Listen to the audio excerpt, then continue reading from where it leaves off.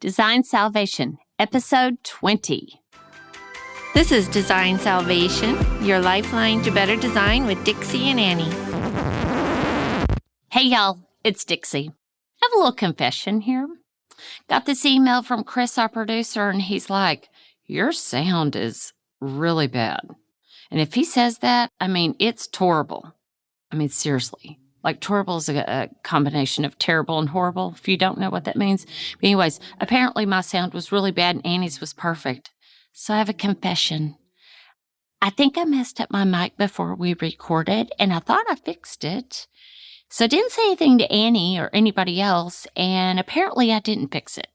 So this podcast is going to be a little painful for y'all to listen to, but I do appreciate you listening, and I'm sorry about that, and hopefully it'll be better next week. Anyways, just had to let you know that it's my fault. Confession. Yeah, there you have it. Okay, ciao for now. This is Design Salvation, your lifeline to better design with Dixie and Annie. Our mission is to share our conversation with you so we can all elevate our work and lifestyle. Welcome to the fold.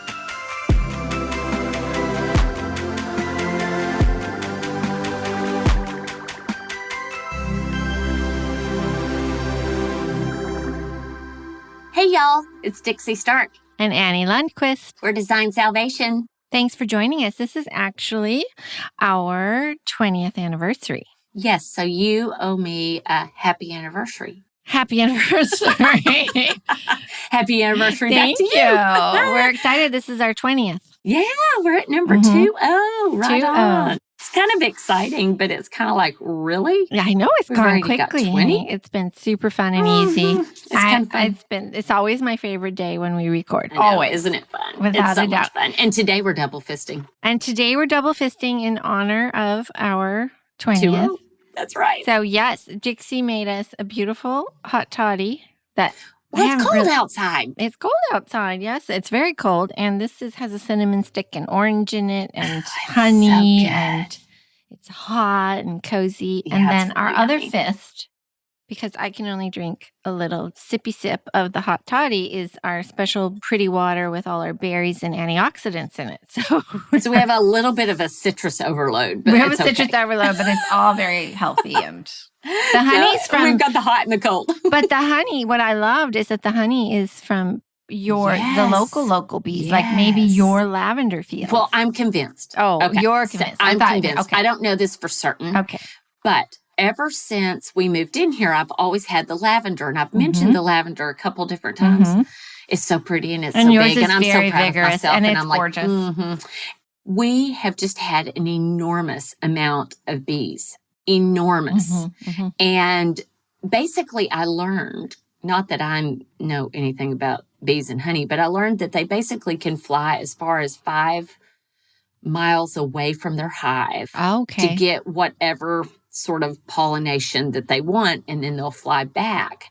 And that's about all I know, but I'm definitely within 5 miles. You are. Okay, so it's definitely in our hot toddy. Yeah. I like that idea. And you can kind of tell when the honey does have a little hint of different types of flora. You can kind of tell. So anyway, so I'm taking great pride in the honey that is in our hot toddy. Thank you very much. I love that. And our other part of our celebration today was that we went on a little field trip. We went on a little getaway field trip. Kind of fun. It was super fun. So we have a little town up close to the mountains, Snoqualmie, that's here locally. So charming. It's really cute. And we went and got a little lunch there, and then we did a little shop. Yeah, we did a little shop.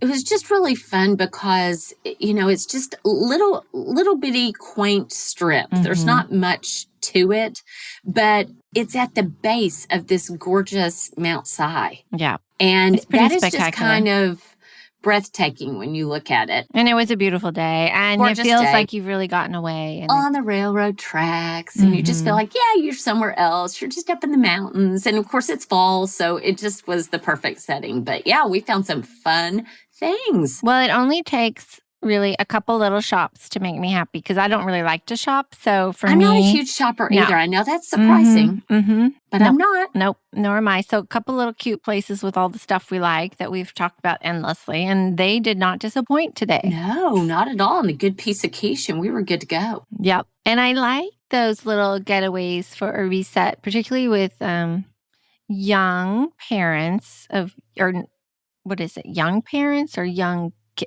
parents of young kids. Yeah, I'm like trying to figure out where you're going with Sorry. That was super kludgy. So I know when Deke and I had, when our kids were young, it didn't feel good to go away for long blocks of time. And no, of course these not. little slightly longer date outings where you felt like you were in another town because you were, but you weren't necessarily doing an overnight. No, you're just gone for the afternoon. Just gone for the afternoon. Although could there. This is a great little town because there's a lodge at the waterfall which that's been amazing. Redone. And we stayed there a few months ago and we're thrilled with the remodel on the rooms. Oh, good. It had been very tired before. So this is Salish Lodge at Snoqualmie Falls.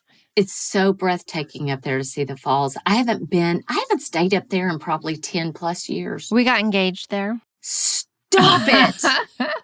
Are you kidding? No, and it was sort of mortifying because Why was it mortifying that you got engaged? Because it was such kind of a little cliche that you go to the falls and you get, because this was our second marriage for both of us for both of you. And we knew forever we were going to get married. And so then we walked down to the falls and I didn't know it was going to happen. But then, then this is fantastic. No, but listen, but I was kind of like, this is kind of weird that we went. So we go to the little pavilion. Yes. That it's not there. Yeah, you overlook. And it's different now, by the way. Oh, not it like is? That. Yeah, I don't know if to do that. Yeah.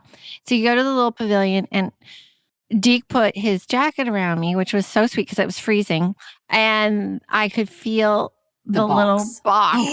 And all I can see are all these tourists around me. And you thought, and I'm like, don't do it. No, I'm please, so private and shy. I was like, no. Well, I'm not that private. Not with y'all that we're talking to, but you know what I mean. Exactly. It's like, oh my God, don't get down on a knee in front of this. Just stick the ring on my finger and I'll say, yes, let's go. So we got through it. I was thrilled to be back at the little restaurant celebrating and not in the pavilion. Out, amongst the tourists. Yeah, because when you have your second, it's not like you want everyone going, oh my gosh. You just want to kind of go, thank the Lord I have found the right my person. Man. Yes. Yes. Exactly. Mm-hmm. So he didn't propose or he did propose? No, he did. And he was, he could tell I was a little antsy, so he was very brief. Oh, that's so sweet. It was sweet. So anyway, it's been refreshed. That hotel has been, or lodge, whatever they call it, has been refreshed since then. And I really enjoyed it. A couple months ago, we went back. Kind of fun. So that's a good getaway for young. Is there parents. One thing that stands out to you about the lodge that you just really love? I love that you can get a room with a little balcony because as cold as it is, I love to put a bunch of blankets and throws around me and sit out there and hear the falls and just have more of the experience. I love to be outside. Yeah. But I don't necessarily need a hike. Right. on a overnight, I want to be lazy. Of course not. I just want to be out there enjoying. Just want to be there. You just want to have a little getaway. Yeah. Yeah. And, we've always talked about getaways, just inspiration in general, whether you're in a creative field or whether you're just like in an office all day and you just need a little reset. Yep. And this one too, you could take a quick little hike, go to town, get your lunch, go to your little boutiques, and then go to the lodge and be a complete wonderful sloth. That is a good getaway. Okay. Well, I had no idea that's where we were there. I forgot to even bring it up. I know. Idea that's where you got engaged. Okay, you're totally holding out. I had no idea. No. Oh my gosh. No. And how many years ago was that? I think we're on 23. See, you're on 23. We're on episode 20. It's all about the 20s, baby. It's all about the 20s. All about the 20s. If only we were still 20, but that's okay. We won't even go there. Yeah. No, we won't go there. And I don't know that we really want to be there. But that brings up a point, which is young designers out there keep asking us great questions. They do, which is fantastic. And we haven't tackled them. Keep bringing them. Yeah, we haven't tackled them very well. So we're kind of stinking in that category. Well, so we get too chatty and then we've gone too long. But we do have, I think, a couple things we should address. Okay. That have been on my mind and a couple things that have been brought up. One is, one that came to me, because I obviously had kids, is you had your dogs. A little easier to balance. Yes, my dogs. But how do you balance work and motherhood? And I think it's different for everyone. I don't have a magic formula other than I will say I think that interior design is a great fit with motherhood because there is no sofa, there is no rug delivery, there's no chair that's more important than your sick kid, and people understand that. Of course. Mm-hmm. Of course. I think it's also the flexibility of the schedule is really good because if you want to meet with clients at a time that actually suits your schedule, you can do that. Yeah, exactly. You absolutely can. It's very flexible. And if you say, my kids are in school these days, so these are the days I'm going to work, or my kids are not in school these days and I'm not going to work these days, then you can't. I would say don't bite off more than you can chew, but for sure. Other than that, I think if you can come up with what your workload can tolerate, and you can still be a reading mom at school. I agree. I think it's the greatest job in the world, and I've actually told my Lulu that this is one of the reasons I love this job. If you have a creative interest, is that you can really combine it beautifully with motherhood and not have the guilt or the overwork if you can figure out how to manage it. And I think it's. Y'all are so smart. You can figure that out. Striking that balance is possible, people. It is, for sure. But one of the other things I wonder we should talk about, Dix, is are there jobs you should say no to? You're a young designer. As a young designer. Yeah. What should you say no to? Well, I think that as a consultant, business owner, whatever, you have the right to decide whether it's a good fit for you or not. But let's say it's a bathroom remodel. Okay, well, what would be your consideration? Like it's too small, or no? I think I would want to know more about who is the contractor. Is it someone that I can work with? Is it someone that I feel like is a team player? Is it someone that I feel comfortable asking questions if I don't know?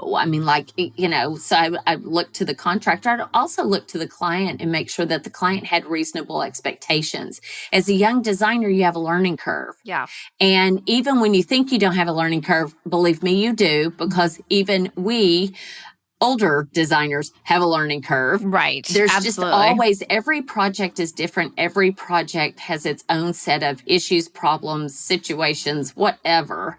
And every project has a different set of clients. So almost always there's a learning curve. But as a younger designer rather than a seasoned designer, you're going to have even more so. So just making sure that you manage that expectation, not only for the client and the deliverables to the contractor, but also for yourself, that you don't say, I can get this done in 4 hours, and you don't give yourself enough time to get it done. I think that that's really true. I don't think that contractors and clients mind if you kind of hit your timetables and set them out a little farther so they're realistic. It's when you don't hit them. It's when you don't hit them. It's when you don't deliver. And I can say that there are many times, and even here recently, where I haven't completely hit my timetables, and it makes me absolutely crazy, and it makes me feel like, I'm not doing the best possible job that I can.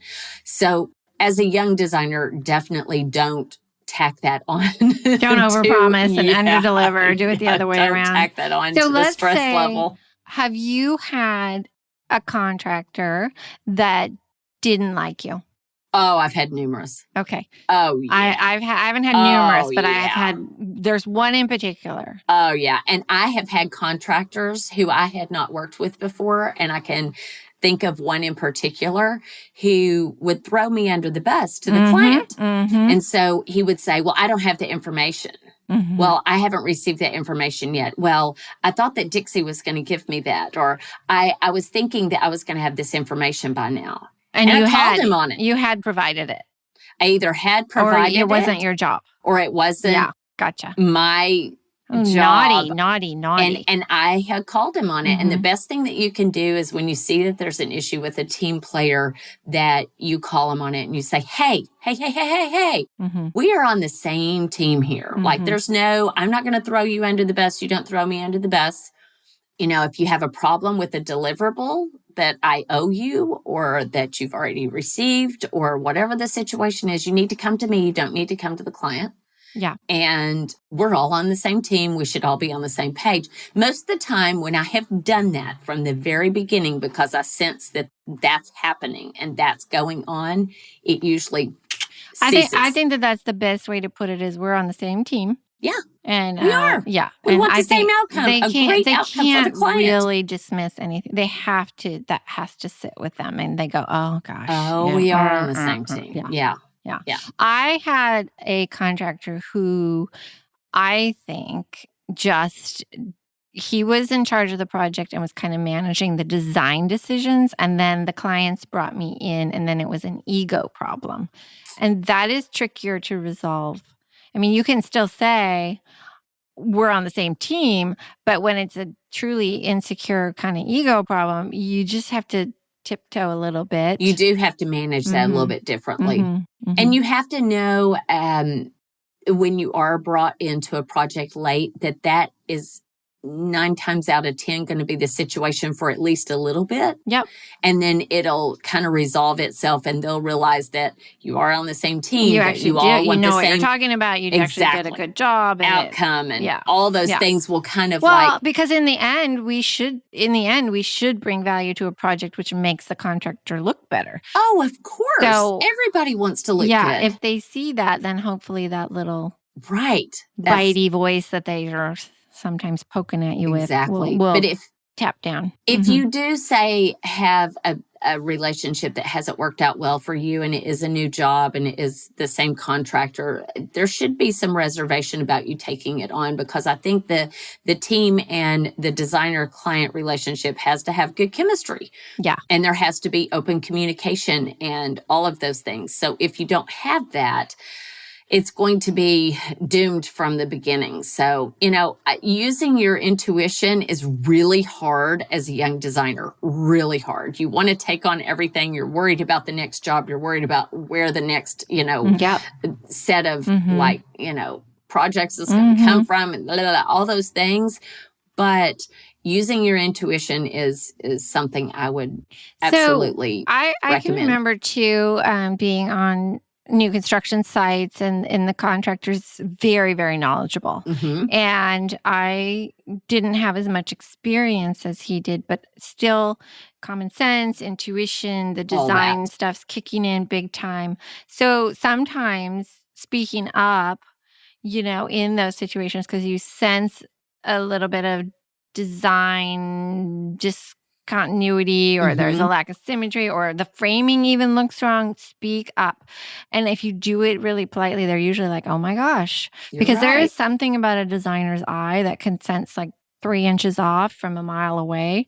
Exactly. It's really good to say those things. And then usually what happens is, oh, no, Annie, no, it measures perfectly. And then they get the tape measure out. And I swear almost 100% of the time, you're usually correct. So don't hesitate. And exactly. And even if you aren't. Oh, they don't care. They don't care. You're like, oh, thank goodness. They're like, they're relieved. But it's also showing just an attention to detail. And that is very much appreciated because, that's what we're all there for. And I think, when you do walkthroughs on framing stuff too, it looks like, oh my gosh, I shouldn't even bring this up. And they inevitably will say, oh, it's no big deal. We can reframe that entrance or we can, switch the pantry entrance to over here. Let's do that. That makes good sense. Let's do it now, and speaking up is a big part of that. So I don't know if that really answers the question of the young designer. Oh, right. That jobs you shouldn't take. I would say this, though. I don't think there's any job that's too small. No. I think you can learn from everything. I think the only thing that is really have your radar on high alert on the client.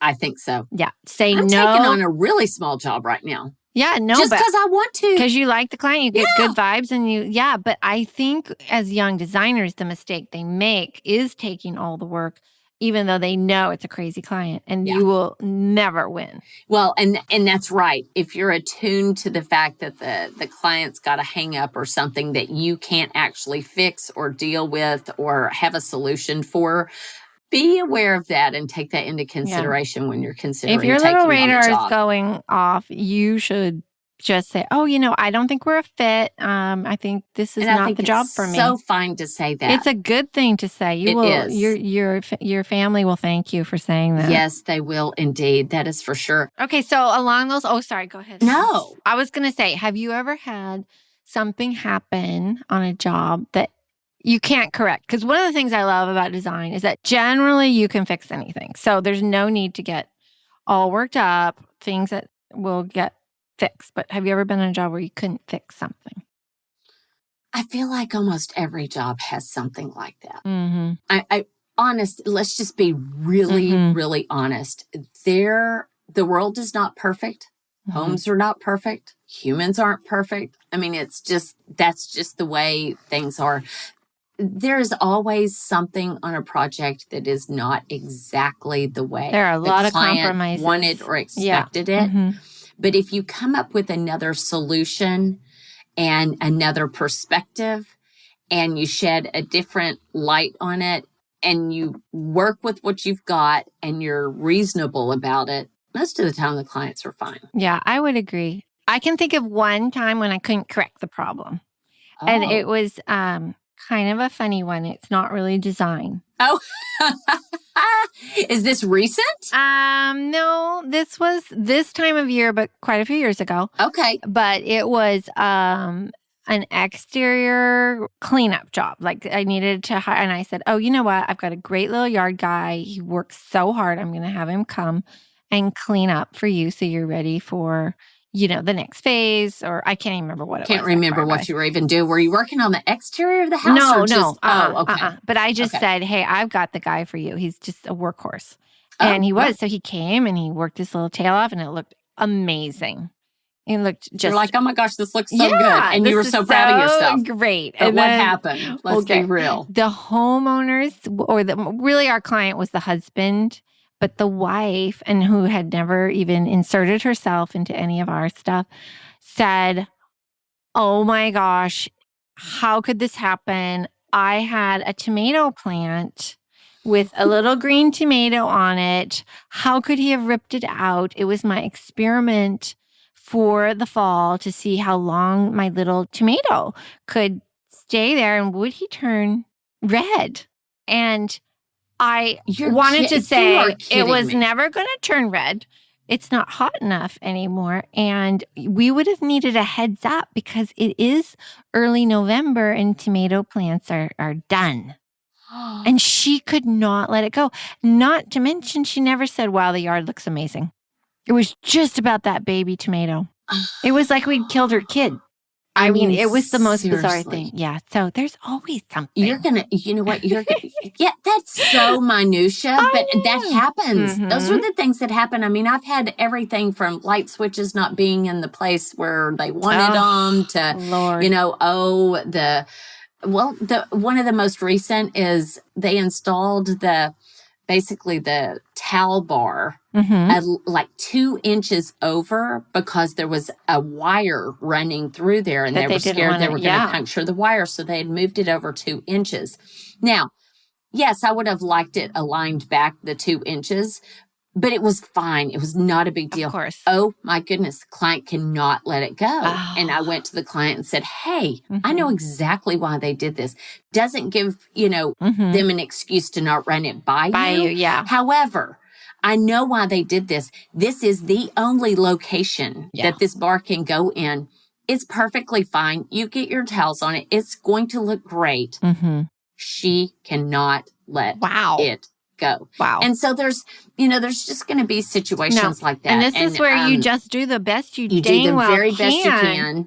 This is a battle job. I swear. Put your feet on the ground every day and go to battle. And these are the kinds of things that could drive you crazy, or you could take personally, or you could think, I'm not very good at my job because the client's upset. And it isn't really true.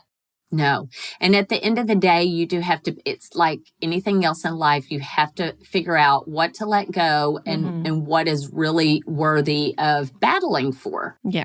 And so, that's just kind of one of those things that we have to do every day in trying to make sure that the project is successful, that the client is happy, and they aren't always. And you still have to put your head on your pillow at night and know you did a good job, and you can't make that client happy. And in fact, sort of along the same lines, have you ever done the job that was expected of you, and then the client says, no. Like you've done it perfectly correctly.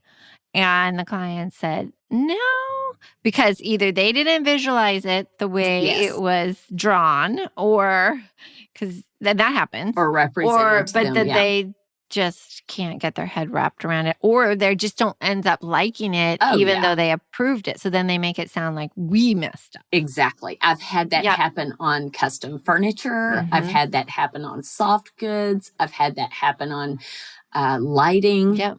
I mean, it's happened numerous times, and that's a good lesson. I'm glad you're bringing that up, because it is very important to document everything that you possibly can think of. So go back to that purchase order, or go back to that invoice, or go back to your presentation. Don't throw your presentations or even an away. Email where they approved or an and email said, or whatever. Yes, let's go for and it. Make sure that the description or the sketch or the fabric samples or whatever it may be are definitely there, and you're able to walk through the client through that process again and explain to them what you were thinking. And sometimes you just have to be like, okay, I know you didn't understand what I was trying to parlay, and I may not have done the best of job in explaining it to you. So let's compromise here. Yep. And sometimes you have to meet in the middle, just like you would with any relationship. And you may even have to meet in the middle and walk away from it. Yep. You might just say, you know what, I think this is going to happen again. And I don't think this client understands really my role here or their role contractually. And so whether it's an oral contract or just like you said, you've got it in writing. You got to go. You just clean it up, meet in the middle, meet in the middle, come to a compromise, whether it's monetary or whether it's otherwise, and come to something where everybody's reasonably satisfied. And then, you'd have to move on, whether it's to the next thing on the project or actually moving on away from that project. And I think that's fine. I just don't want y'all to feel bad about yourself as designers when you run into these things, because I think it's easy to question and think, oh, I should have done this or I should have done that.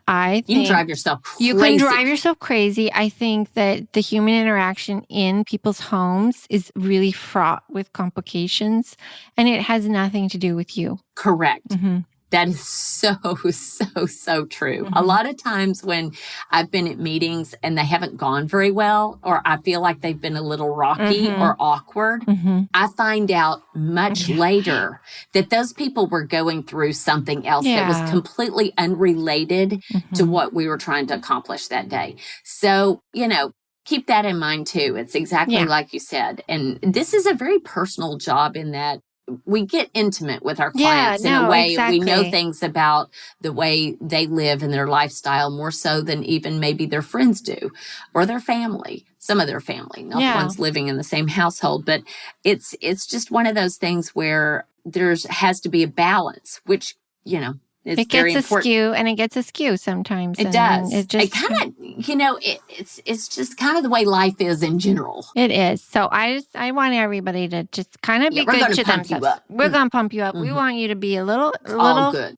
easy on yourselves about these things because It's it all happens good. to all of us all the time. And then we have incredibly successful moments too, and they're just all worth it. But as the brain filters information, typically it focuses on the negative, and so it just reads so much larger than what Then it really is. Then either that or the overall project, or there's just that one thing that niggles One at them, thing like that the just towel kinda- bar, I know. and Just kind of puts a little or the oomph. the baby tomato, and baby tomato. I will forever be thinking about the baby tomato because, like, that would be something I would do. I'd be like, oh, she was going to turn red. And you're like, no, it's November. Yeah. And you know what? She's not going to turn red. You can run your incredibly brilliant research experiment next summer. On a new species. Yes, on a new species. That's so funny. Okay. I was just coming back from a trip and I started a new book. Oh, good. I love hearing about your books. They're always a little serious, though. Well, no, it just kind of reminded me of this conversation, actually. That's why I interrupted you, or I kept thinking I was interrupting you to tell you about my little book. It's a tiny little book. It's not very big. Oh. Tiny might be a little bit of an exaggeration. It's called Stillness is the Key. Oh, well, I already am hooked. I mean, seriously. That's a great title. It's not like it's the most engaging book in the world, but it speaks back to, and he uses the same word, essentialism. Oh, okay. Essentialism. He uses the same words. It's almost like it's a little bit of validation. But anyways, the stillness part of it is to kind of do what we just were talking about. And I promise this was not planned, but it's like resonating. No, tell me. Maybe because the book's fresh on my mind and we were just talking about it's resonating and you know how your brain gets on something. But it was talking about allowing yourself enough space and enough time to sit with something, to be still, to think about it, to allow your brain to process it, to be still in the sense that you are aware of what is around you and that you are aware of what other people around you are doing and just be still and quiet. Is this to sort of help you process it in a way that isn't like an emotional reaction to sort of all of that? Oh, okay. So this totally works for me because you know my superpower. I know, right? Yeah. See? My superpower is being calm. You're really good at that. But I've been trained. I mean, it was training. When my mother was ill, I had to train myself, honestly, to sit with it because the way she had to communicate was so slow and ponderous that there was no way that you just had to sit. Like if she was super frustrated, you just had to sit and be calm. And wait and be calm. And not respond. And it worked so much better. I just found it so much better. That's exactly what this book is talking about. I gotta read that. It's talking about the calm in your life and how it is so important to create the healthy energy that you need to continue on. And it was just, he gave a lot of examples, everything from athletes to great world leaders to just everyday moms and dads and everyday career-driven people, how important it is to sit with stillness and how stillness is the key to success in just about anything. Well, I think when any of us, the hesitation I think is key because anytime we react without that stillness, we are not our best selves. No. I mean, unless it's a like life or death situation. Of course, where you have to be very responsive very quickly. But I think it's easier to be your best self when you pause. Well, I haven't read anything by this guy. I actually was at Half Price Books and I was working on getting those books for that other job I mentioned before. And I saw this and I thought, well, that sounds like something I need, Who's to the pick author? up.